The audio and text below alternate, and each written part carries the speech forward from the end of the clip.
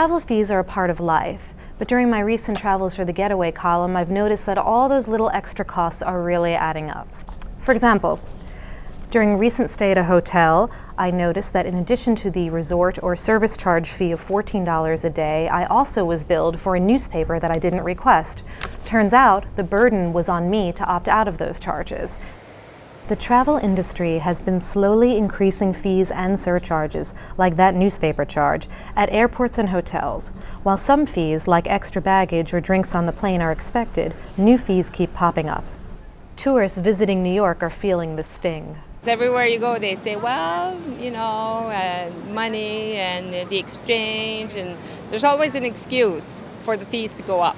You have to be wise and ask the questions and make sure stuff are included, because if it's not, you might be surprised once you get here. Hotels alone collected $1.85 billion in fees last year, up over 50% from the year 2000, according to professor and hotel industry expert Bjorn Hansen.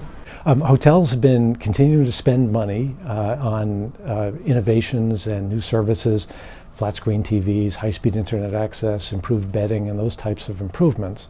At the same time, rates are actually lower in 2012 for the country average of about $106 compared to 2008 at $107. So hotels are looking for other ways to generate revenue, and fees and surcharges are one of the answers. For example, in addition to paying for that drink from your minibar, you may also be charged a restocking fee on top of it.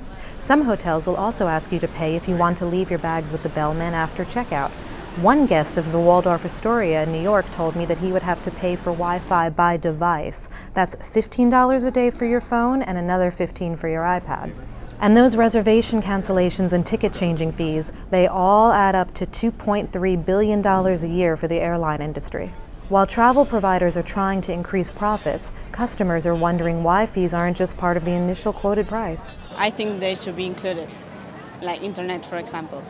Yes. But if you have to pay for them, maybe they should tell you in advance. What really has happened is because of the internet, it is so easy for guests to research rates, and a rate difference of $2 will shift market share.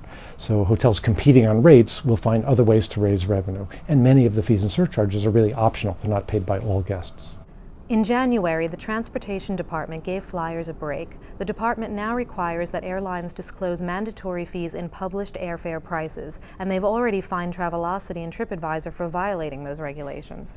But disclosures are only required on mandatory fees, so it is the traveler's responsibility to be aware of all of those so-called optional charges. So let me give you a couple of tips. One, remember that nowadays you have 24 hours to cancel a flight reservation without being charged a penalty. And also as part of that, and sometimes it may be cheaper for you to buy a whole new ticket rather than pay a change fee for your existing ticket. And when it comes to Wi-Fi at hotels, even though the hotel may charge you a fee for using Wi-Fi in your room, those same hotels sometimes offer it for free in the lobby or the pool area, in which case, take your laptop and head to that lounge chair.